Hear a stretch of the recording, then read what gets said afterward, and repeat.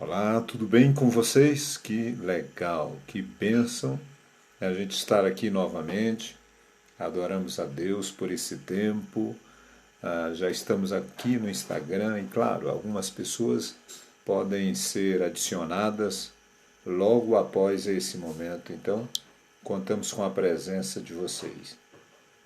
É um grande prazer estar aqui junto com vocês nessa hora. Um abraço para Karina Santos, que já está aí acessando nesse momento e se conectando a esse tempo em que nós estamos aqui refletindo sobre mais um capítulo, né, de palavras de vida. E é muito interessante que esses dias a gente tem sido procurado através dessas mídias em que as pessoas comentam a respeito do que está sendo tratado aqui, é tão interessante. Obrigado aos caros amigos, colegas, pastores e líderes que estão sempre aí participando conosco nesse tempo que para nós é muito importante. Hoje nós vamos falar sobre a aliança com Deus e é muito interessante a aliança de Deus com Abraão. Novamente, Deus fazendo aliança com o homem. Quero cumprimentar também a irmã Leila e Gessé. Um grande prazer ver vocês aqui se conectarem conosco. Nós estamos com esse programa, é o 15º capítulo desse programa Palavras de Vida e é muito interessante. Todas as noites a gente está aqui a partir das 22h30, a gente começa a nossa reflexão. Então entramos um pouquinho mais cedo para conversar com vocês, cumprimentar vocês, tá bom? E assim a gente se alegra em ver vocês aqui com a gente nesse tempo. O Damião, que está entrando agora também, uma conexão, a paz seja com vocês. Paz seja contigo também, Damião. Muito legal, bom estar aqui com vocês nessa hora. E a gente está fazendo esse programa por um bom tempo. Nesses últimos 15 dias, fazíamos aqui o programa Vem o Teu Reino, e foi ao longo de quase 4 anos fazendo esse programa. Minha mãe também está aí já conectada. Um abraço, um beijo, mãezinha querida. Beijo para todos os que estão aí participando. Deus abençoe.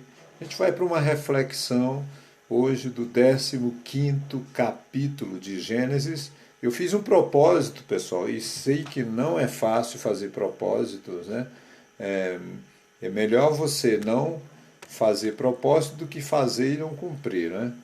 Então, a gente está procurando cumprir esse propósito de, durante 3 anos e 3 meses, fazer uma leitura, versículo por versículo, das Escrituras e trazendo uma reflexão. Já estamos conseguindo o 15º dia.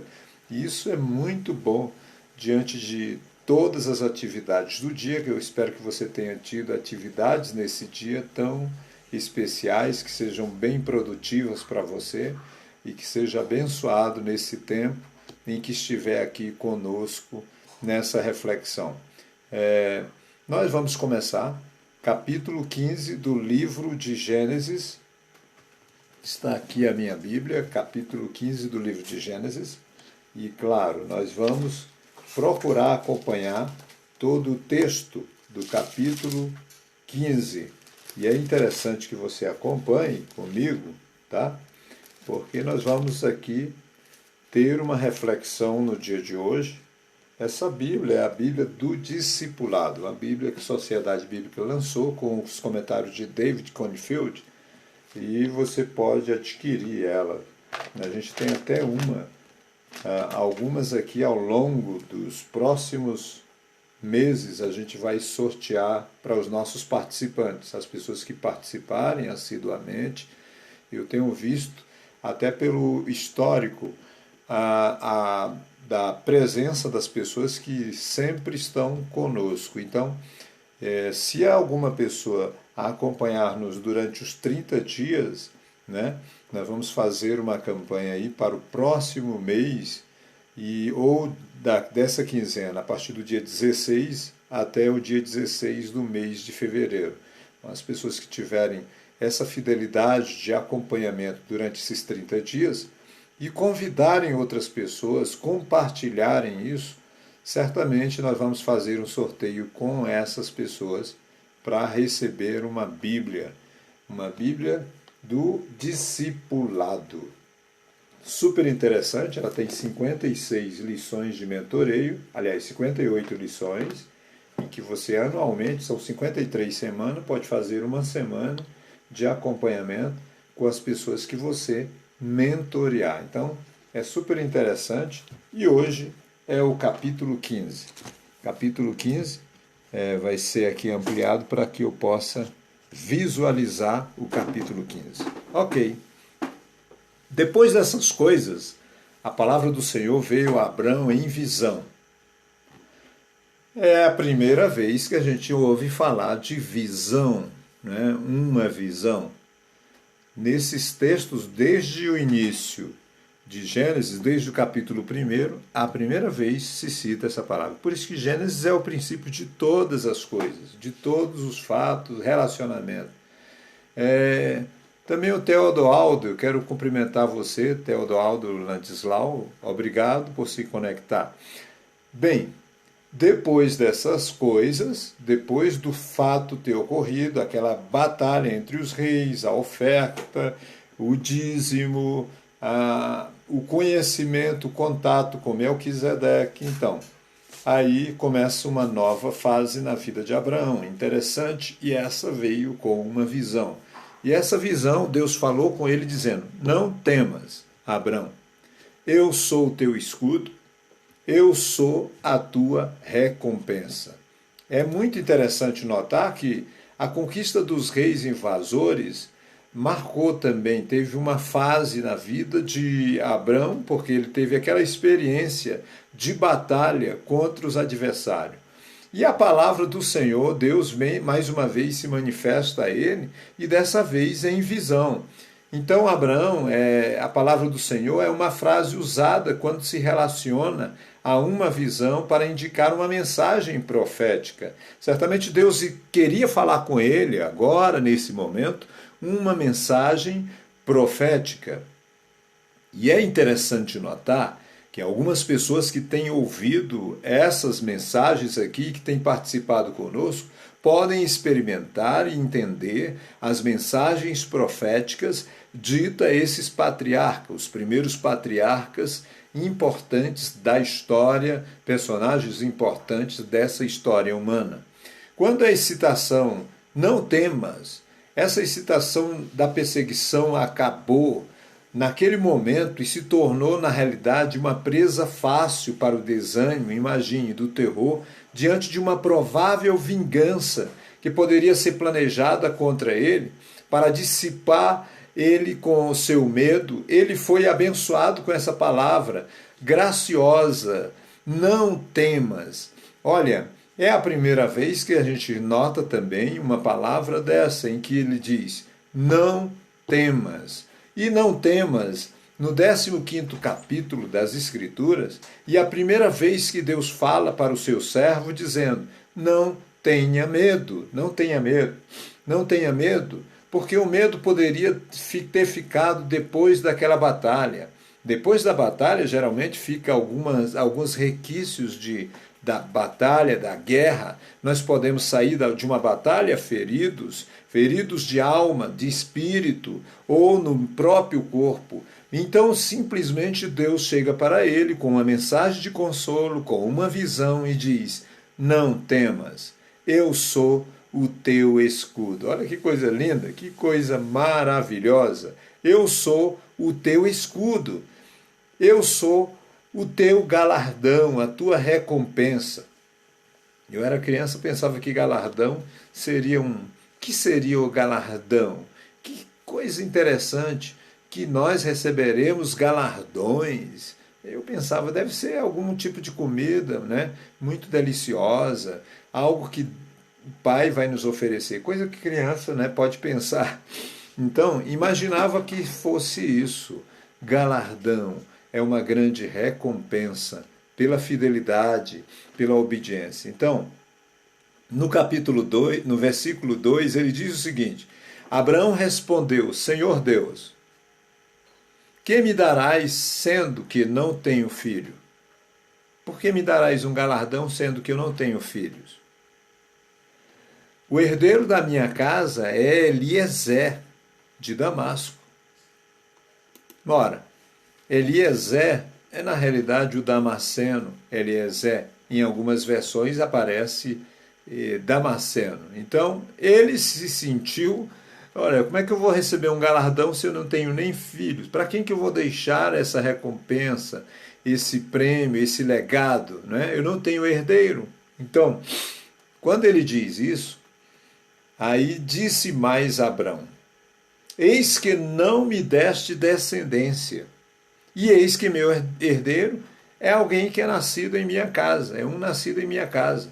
A sucessão do chefe de uma família, uma grande família, e de uma casa sem filhos, por um membro de sua família, é aqui provavelmente afirmada. Olha, o único herdeiro que eu tenho é esse rapaz aqui, que é Eliezer, que possivelmente será o meu herdeiro. Vai herdar todo o meu galardão, vai herdar também tudo que eu tenho disponível, então certamente eu não preciso me preocupar com alguma pessoa que eu não tenha. Então, esse é o meu herdeiro. Porém, aqui, observe que Ló é ignorado. Né? Poderia ser Ló, mas ele cita Eliezer. Ele não cita justamente Ló, que ele considerou no capítulo anterior, pós aquela batalha, ele chama de meu irmão, quando ele foi sequestrado, não de sobrinho. E essa posição favorável de um escravo de confiança é uma casa de um israelita, em uma casa de israelita que destaca um escravo. Pense bem, que muitas vezes nós também estávamos considerados como escravos, como servos, longe de sermos herdeiros. Mas pela fé de Abraão, nós fomos incluídos na herança. E claro, pela vida de Abraão, Jesus, quando veio, um descendente de Abraão no futuro, muito distante, Jesus trouxe consigo essa ligação importante e tornando-nos herdeiros da promessa feita a Abraão. E certamente Abraão dá a ideia de que ele tem uma visão de futuro. Embora ele estava recebendo uma visão, Deus falando com ele: eu sou o teu escudo, sou a tua recompensa. Imediatamente ele fala essas palavras. No versículo 4 ele diz o seguinte: e logo a palavra veio a ele dizendo: este, Eliezer, não herdará de ti. Pronto. Se Deus tivesse parado aí a sua frase, ficaria muito difícil de se entender qual era o propósito de Deus então diante desta situação. Então Deus continua dizendo: mas sim o que sairá de tuas entranhas, esse sim herdará de ti. Olha, essa promessa foi uma promessa das maiores que o próprio Abraão pôde receber do seu Criador. Esse não herdará de ti. Uma resposta assim, tão explícita, foi poderosa para dissipar qualquer dúvida, qualquer medo que o próprio patriarca poderia passar no seu coração, uma dúvida, um medo de simplesmente não ter alguém para levar o seu legado, receber a sua herança. E simplesmente, no versículo 5 ele diz: e tirou-lhe fora e disse: venha cá fora, sai da sua tenda, eu quero te mostrar alguma coisa. E olha para os céus, quantas estrelas, conte. Anteriormente ele já tinha dito: conte o pó da terra. Agora ele diz: conta as estrelas do céu. E conta, se você pode contar. E disse-lhe: assim será a tua descendência. É uma expressão proverbial, conta as estrelas. E também para o infinito e inumerável, não é? Como em Gênesis capítulo 22, versículo 17. Repete-se isso ao longo do tempo em que Deus fala com seus servos. E creu o Senhor, e creu no Senhor. Crer no Senhor faz toda a diferença para alcançarmos a sua vontade, o seu propósito sobre nossas vidas. E contou-lhe por justiça. Isso foi imputado por justiça, porque ele creu. Há citações no Novo Testamento acerca disso. No original, no hebraico, a gente percebe que ele confiou em Deus. Como uma criança descansa sobre os braços do seu pai, que o guia e que cuida dela, Abraão simplesmente confiou no Senhor. Tal é a importância desse termo original. Por isso, o guia divino conduziu lenta e progressivamente para um pedagogo. A sua fé, simplesmente elementar, vaga, como provavelmente era, não é? Foi aceita porque teve uma excelência para um relacionamento com Deus. O patriarca, em outras palavras, gente, ele tinha tal fé em Deus que justificou a sua pretensão de ser um cristão. Antecipadamente ali se destaca o pai da fé. O pai da fé, do qual todos nós aqui, né, temos a mesma fé, o mesmo ânimo, a mesma esperança, o mesmo Deus, o mesmo Espírito, e assim, alguns de nós, o mesmo batismo, claro. Mas além disso, esse fato, esse ato de fé ocorreu justamente antes de um rito que foi criado durante o tempo de Abrão, a circuncisão, e fosse apontado também como um título, ou um símbolo, melhor dizendo, de aliança, de pacto feito com Deus. E a conclusão, portanto, ser tirada dessa circunstância, desse momento, como o apóstolo claramente, o apóstolo mostra a justiça que não era pela lei, que nós não somos justificados pela lei, diz o apóstolo Paulo aos Romanos, no capítulo 10, mas somos justificados pela fé, e que todos os gentios e todos os judeus recebem o dom gratuito de Deus, a justificação pela fé e não pela lei. E simplesmente o próprio sim ou o amém, que em Cristo aparece lá em Apocalipse, que Jesus disse: eu sou o amém, eu sou o princípio, eu sou o fim. No versículo 7 nós aprendemos mais que ele continua dizendo: e disse-lhe, eu sou o Senhor que te tirei de Ur dos Caldeus, para te dar de herança essa terra, ou para que você herdasse essa terra. Ur dos Caldeus, gente, agora o Senhor lembra a Abrão o seu passado. É como se você estivesse diante de Deus, ele está te dando uma visão, ele está te mostrando que ele te livrou, que ele te guardou, eu sou o teu escudo, quer dizer, eu te protejo, eu sou o teu galardão, eu sou a tua própria recompensa. Além daquilo que você tem, que você considera coisas de valor, né, na tua herança, eu sou o teu maior prêmio, a tua maior recompensa. Então, aí ele lembra Abraão do seu passado. Certamente você pode se lembrar muitas vezes da sua vida passada, de como você era antes de conhecer Deus, de ter um relacionamento com Ele. É possível que muitas vezes você tente se lembrar da situação como era outrora a sua vida. E certamente Deus faz a gente ter essa memória de lembrar daquilo que éramos antes e do que Ele fez por nós. Então o Senhor lembra, eu te tirei de Ur dos Caldeus e te dei essa terra por herança, não só para ti, mas também para o teu futuro, para os teus descendentes. E agora o Senhor lembra isso e lhe garante uma promessa antiga, a terra. Eu fiz isso, mas eu renovo a minha promessa contigo. E justamente isso Deus faz conosco, sempre, por muitas vezes. E ele respondeu, Senhor Deus, como é que eu saberei que vou herdar essa terra? E mais uma vez ele cai numa hora de pergunta duvidosa, Deus já havia dito que era dele, que é das tuas entranhas, que eu te darei essa herança. Então, como eu saberei que vou herdar? Essa pergunta é uma pergunta duvidosa, mas Abraão pede um sinal, na realidade, uma garantia de cumprimento da promessa. Todo mundo faz isso, não é? Não tem um cristão que não diga, Senhor, faça um sinal, dê um sinal que é o Senhor que está falando comigo, né?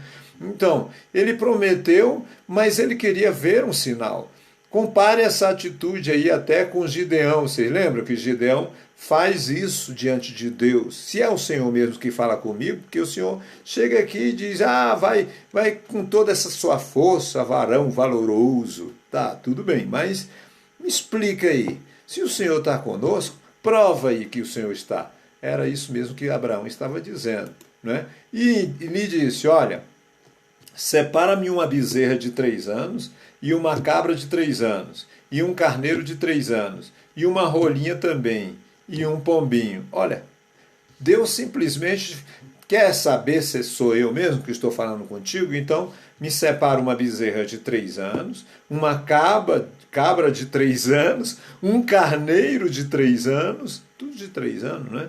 3, 3, 3. Anteriormente a gente vê muitos números como 7, 7, 7, uma repetição de 7 várias vezes, depois 40, não é? Agora nós estamos vendo, mais uma vez, um número sendo repetido, 3, 3, 3. Pois é, precisamos ficar atentos para tudo isso que está sendo falado. Uma bezerra de 3 anos, uma cabra de 3 anos, um carneiro de 3 anos e uma rolinha também, e um pombinho. Então você vê, animais listados eram considerados limpos. Esses animais aí são todos limpos. Segundo a lei, podiam ser sacrificados.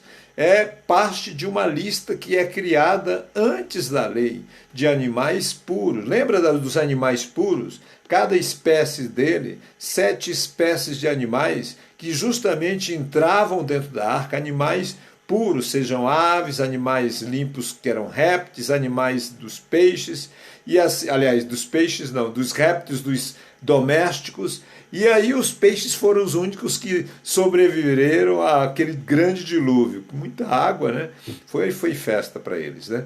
Mas simplesmente esses 3 animais aqui, doméstico, como separado, a bezerra, a cabra, o carneiro, e aves, a rolinha e um pombinho, animais puros que podiam ser sacrificados. E certamente se tornou algo que foi interessante para a lei, porque no futuro, quem fez isso? Justamente a lei, foi colocado na lei essa lista de animais que poderiam ser sacrificados. E tomou ele todas essas coisas, partiu-os pela metade e pôs cada metade uma na frente da outra. E não partiu as aves. Parece até algo duro a gente ver essa forma de que, como é que é feito um sacrifício, né? Partir ao meio e colocar as bandas frente a frente desses animais e simplesmente em cima de um altar, com exceção das aves que não foram partidas ao meio, mas não partiu, como foi ordenado até pela lei mosaica, que não se podia fazer isso com as aves. E desciam as aves sobre os corpos mortos, e enxotava-as a Abraão, porque vieram aquelas aves que gostavam de comer o que já estava morto. Então as aves de rapina começaram a vir tentando devorar as carcaças, né? E essas aves imundas podem ser consideradas como símbolos dos inimigos da descendência escolhida. Verdade. O fato de Abraão afugentar até a escuridão da noite, até que veio a noite, até que tudo ficou trevas naquele momento. Então, um sinal de que o novo pacto, ou o povo, poderia ter um pacto também, e que seria libertado da destruição ameaçada por seus inimigos. Alguns veem nessas aves de rapina a figura tipológica dos egípcios, né? Eu vejo que houve perseguição durante toda a história da descendência de Abraão, principalmente o povo de Israel. Quanto eles tiveram que enfrentar aves de rapina durante a história. Durante a história, por muitas vezes, tentaram arrancar as suas carnes destruí-los nas câmaras de gás, destruí-los com guerras, com bombas. Mas Deus preservou o seu povo e tem dado preservação à vida do seu povo. Isso não é diferente com relação à igreja. No nosso tempo, quando nós estamos trabalhando pela mortificação da carne e muitas vezes rasgando a nós mesmos, nos derramando perante a face do Senhor, diante do seu altar, muitas vezes enfrentamos as aves de rapina, espíritos malignos que se levantam, que se opõem contra a igreja. E muitas vezes, se não fosse a fé de Abraão, a resistência, a obediência à palavra de Deus, à visão de Deus, e que não desobedeceu à visão celestial, e permanece firme, assim é a igreja. Igreja que não enfrenta esse tipo de situação, não sabe o que é enfrentar uma guerra espiritual. Na escuridão, nas trevas, as aves de rapina, querendo impedir que a sua oferta, o seu sacrifício, seja oferecido ao Senhor. Simplesmente, o pôr do sol veio e o sono tomou conta de Abraão. Bem, e o pavor da grande escuridão caiu sobre ele. Esse pavor, o sono, a vida da gente é assim.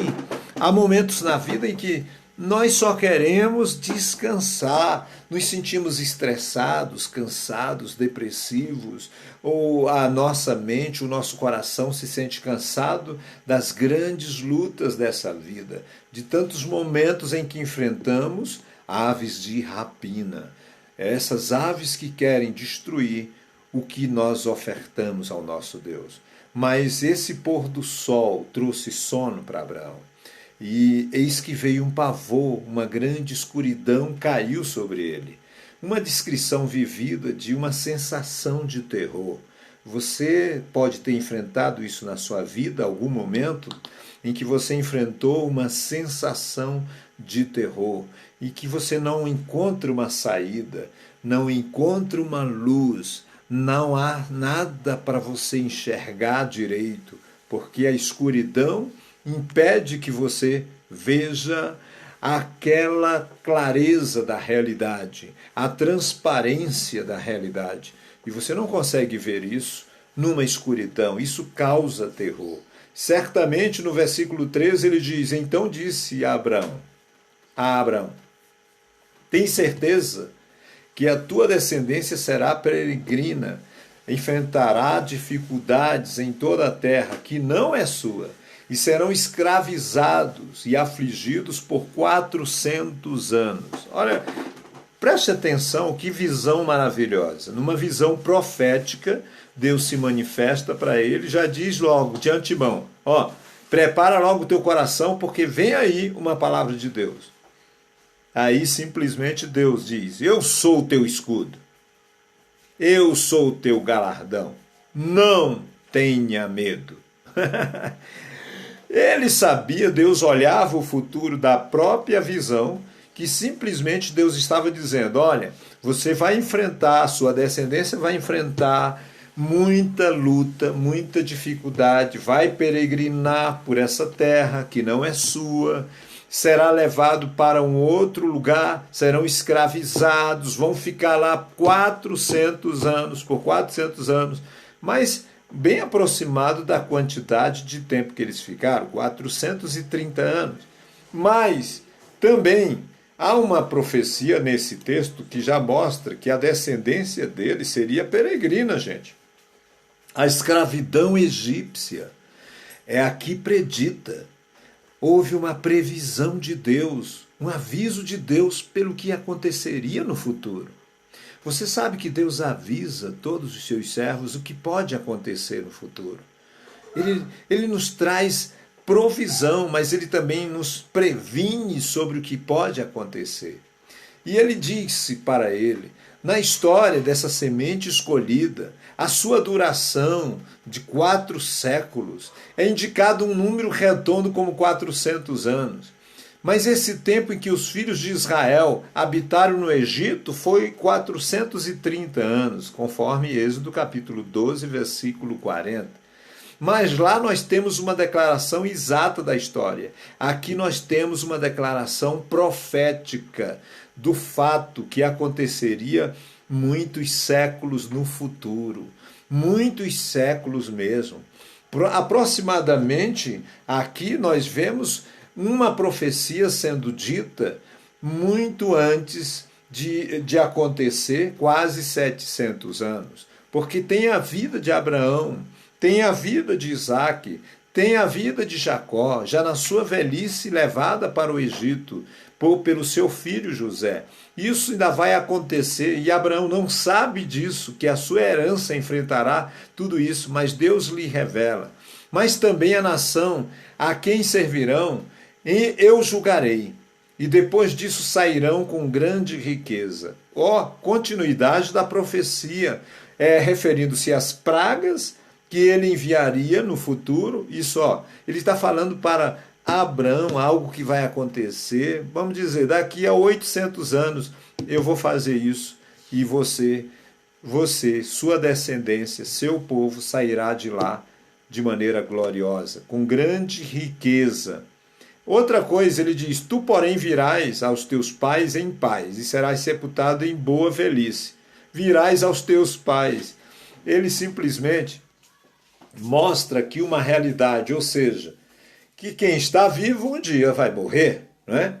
E a partir dessa morte, para se unir aos seus antepassados, no lugar dos espíritos falecidos, isso é, do Sheol, como diz as Escrituras, quando dormir com os seus pais, ele diz, você será reunido com os seus pais.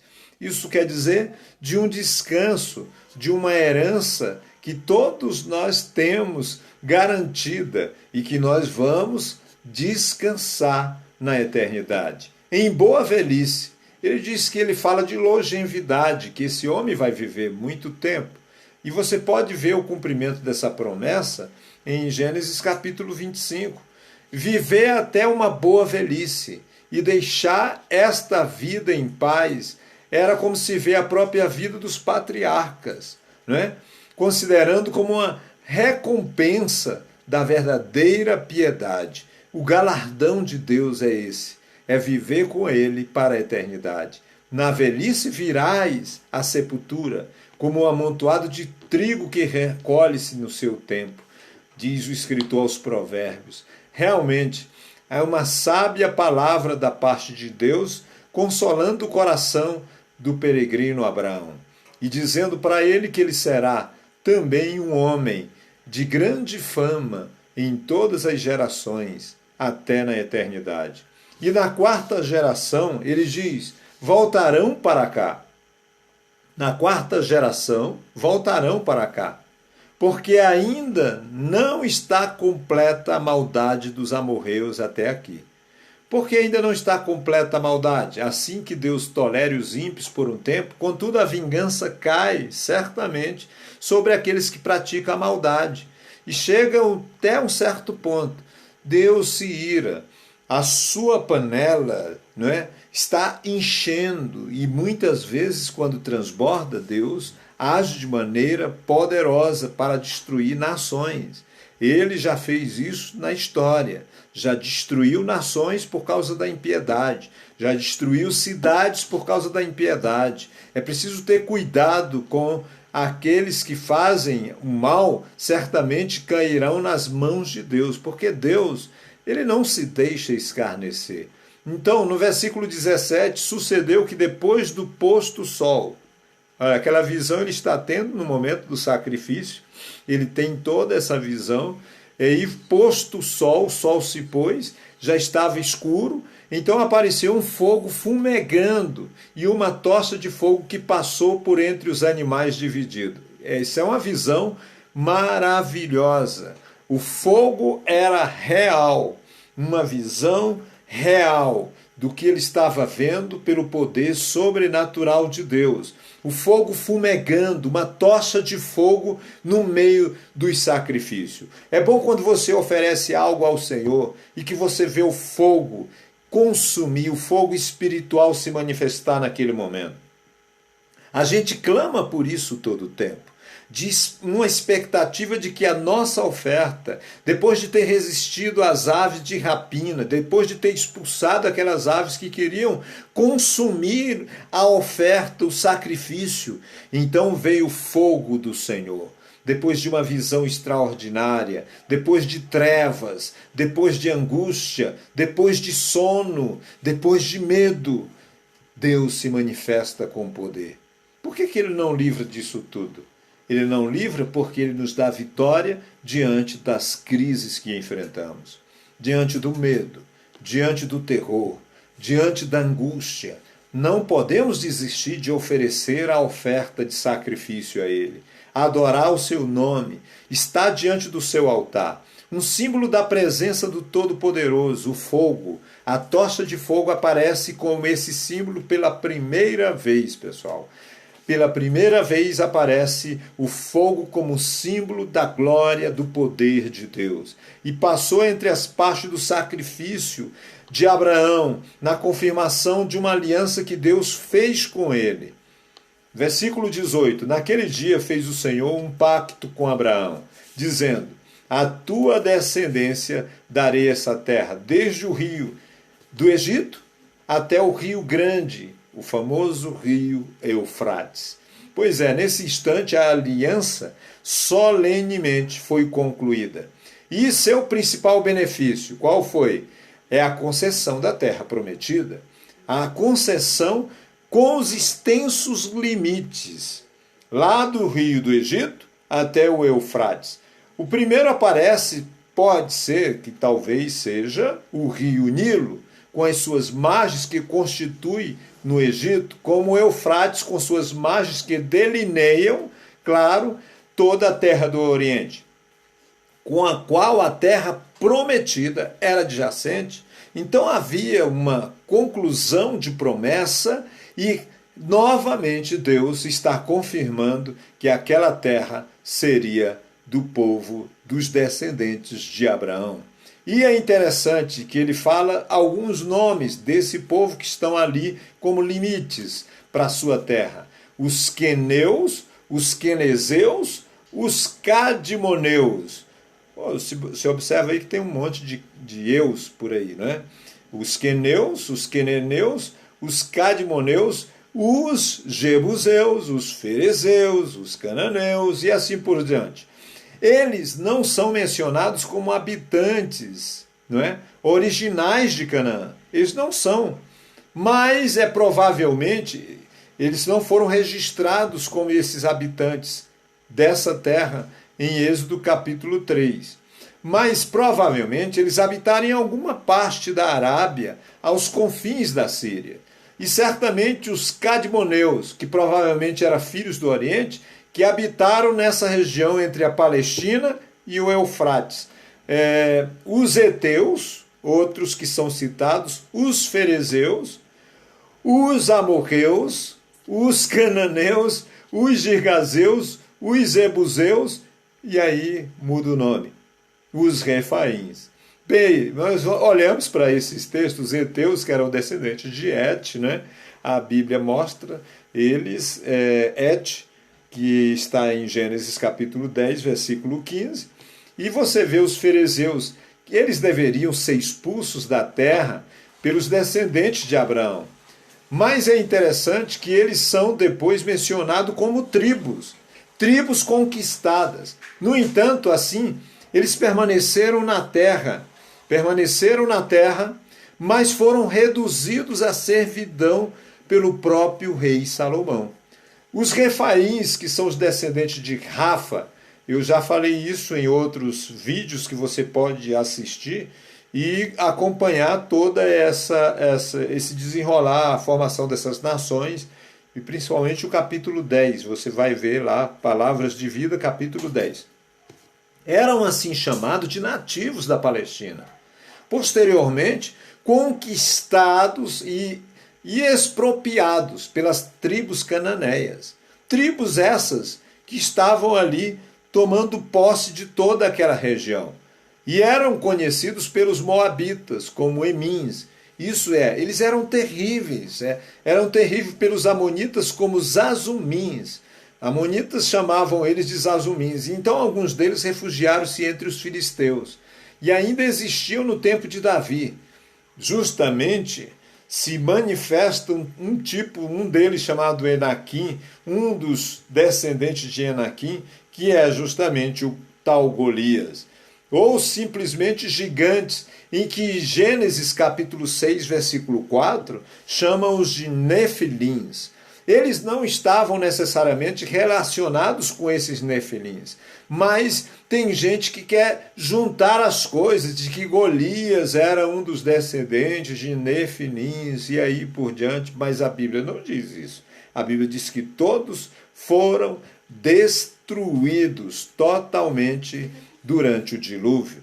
Então tem gente que não lê muito a história e por causa disso acaba causando confusão teológica. Bem, os cananeus, que era uma tribo ou uma nação onde levava o nome do seu grande antepassado, Canaã. Os Gegazeu, que é os mesmos Gergesenos, né, em Mateus capítulo 8, versículo 28. E os que habitavam também em Jerusalém, que são os Jebuseus, arredores, primeiramente era chamada de Jebus, né, e depois chamaram-se de Jebuseus. Por aí, nós aprendemos muito acerca desse capítulo, hoje capítulo 15. Eu glorifico a Deus pela presença de vocês que conseguiram permanecer até o final, porque não é fácil você falar sobre genealogia, sobre história bíblica, a história mais antiga. Então, muitas pessoas até não percebem que Deus fala através de todos os textos da Bíblia. Não existe nenhum dos textos que pode se excluir e dizer Deus não fala através dessa palavra. Ele fala através de toda a sua palavra. Aliás, a Bíblia não contém a palavra de Deus. Ela é a palavra de Deus. Por essa razão, nós louvamos a Deus por sua vida, que você possa desfrutar de todos os capítulos que nós estamos comentando aqui, versículo por versículo. É muito interessante observar em que nós estamos falando de textos que poucas vezes são lidos em nossas igrejas, entre os nossos pequenos grupos. Não se trata muito desse assunto. Então nós estamos fazendo isso, versículo por versículo. A IDB Araguari, o meu querido pastor Luiz está aí, a Laiane, a Lane, minha filha, Deus abençoe sua vida. Que bom que vocês estão se conectando. Eu quero fazer um resumo breve do capítulo 15 aqui. Nos dois capítulos anteriores, capítulo 14 e capítulo 15, nós encontramos muitos sinais de uma intenção favorável de Deus para com Abraão. A gente vê Deus fazendo uma aliança, renovando uma aliança com Abraão novamente.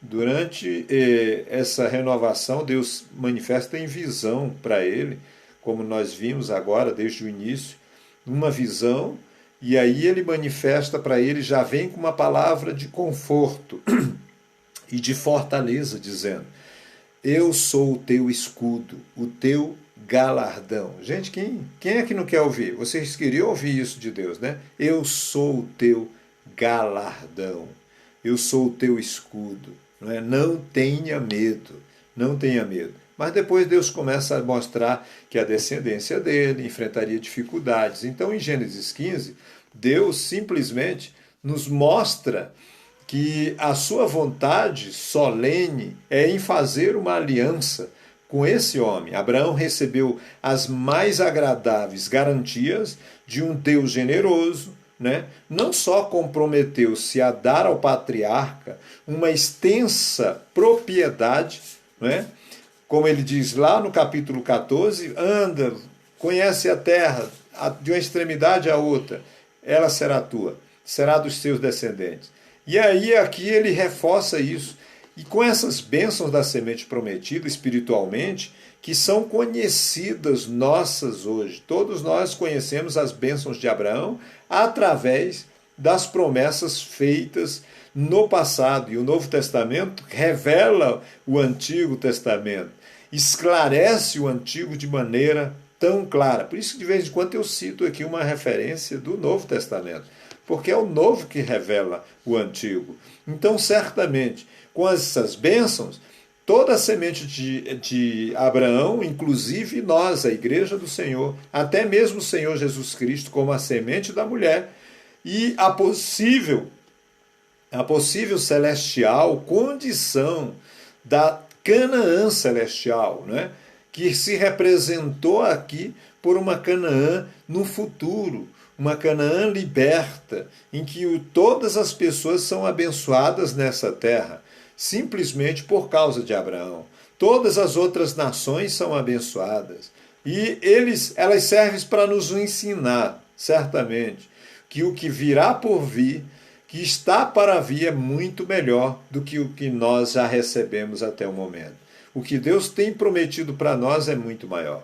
E essa é a visão que nós entendemos, porque Deus cria um mundo bom.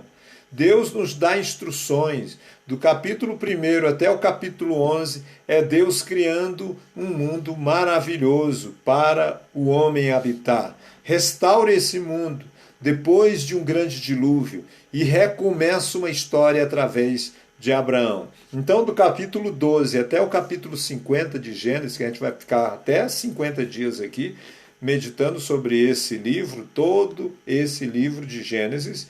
Então, nós entendemos que Deus promete abençoar a humanidade rebelde através da família de Abraão. Apesar de suas falhas constantes e até insensatez, mas Deus cumpre a promessa que fez a Abraão.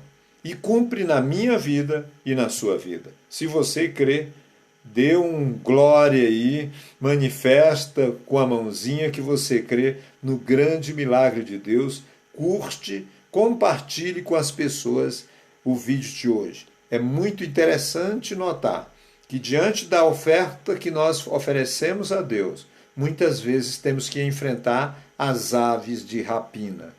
Tem gente que quer ver a nossa vida, o que ofertamos a Deus, destruído. Preciso ter cuidado. Cuidado com aqueles que são aves de rapina, que só querem destruir aquilo que você oferta ao Senhor, que têm inveja daquilo que você faz e que perseguem a tua vida constantemente. Confia no Senhor, faça o bem, Ele é o nosso escudo e é o nosso galardão. Que Deus abençoe a sua vida. Muito bem, cumprimentamos vocês que participaram desse tempo, desse momento, aqui juntos conosco. E amanhã nós voltamos. Amanhã, gente, eu vou publicar aqui para vocês. Eu estou completando mais um ano de vida amanhã. 16º dia de janeiro e também o nosso 16º capítulo. Nós vamos estar meditando sobre o 16º capítulo das Escrituras e eu quero estar aqui com muito prazer para meditar junto com vocês sobre o nascimento de Ismael. Opa! O nascimento de Ismael. E também falar a respeito desse personagem tão importante para as Escrituras, desse homem que se destacou nas Escrituras por ser chamado filho de Abraão. E aí nós vamos ouvir um pouco mais sobre sua descendência, as nações que vieram de Ismael, e é uma história para amanhã que você não pode perder. Então convide seus amigos para participar do 16º capítulo amanhã, se assim Deus nos permitir. A gente pode orar, fazer uma oração, não é? Hoje eu não vi poucas pessoas do que eu vi ontem, algumas pessoas estavam aqui, mas a gente começa uma campanha amanhã, do dia 16 a 16 de fevereiro, em que você pode concorrer a uma Bíblia. Se você se manter fiel durante 30 dias, participando, ouvindo, não é, sobre todos os demais capítulos de hoje até o dia 16, ou melhor, de amanhã até dia 16, você pode participar de um presente que eu quero dar a você. Vamos sortear um presente aqui, uma Bíblia, a Bíblia do Discipulado. São 56 temas de mentoreio, dezenas de aulas de discipulado, tem muitos comentários para discipuladores, pastores e mestres e também discípulos. Discípulos que querem se multiplicar. Eu vou presentear você com a Bíblia. Então a gente precisa ver quem é que participa. Já pensou? Se forem 30 pessoas, a gente vai sortear entre os 30 essa Bíblia. É apenas uma Bíblia, mas nós vamos fazer um sorteio. E se não for, se for apenas uma pessoa que durante o tempo a gente está vendo os comentários, participaram, curtiram, a gente vai analisar esses nomes dessas pessoas a fim dessa pessoa ser abençoada, tá certo? E ou então fazer um sorteio com todos os membros, todas as pessoas que estiverem fiéis participantes durante todo esse tempo. Que Deus abençoe. Eu vou soltar a promoção depois de uma maneira como um flyer para que você possa compartilhar. Bendito Deus, obrigado por esse tempo, por esse momento com teus filhos e filhas aqui nesse momento. Graças te damos pela vida deles, pela vida delas. Senhor, que participaram, Senhor, nessa noite. Te peço que cada pessoa que compartilhou isto com seus amigos e que fizeram compartilhamento, Senhor, dessa mensagem, essas pessoas possam ser tocadas pelo teu amor, que façam uma entrega de sua vida a ti, que é poderoso para salvar e dar a eles um futuro tão abençoado quanto tu deu a Abraão, no nome de Jesus. Amém. Um grande abraço a todos, nos vemos amanhã, se assim Deus nos permitir.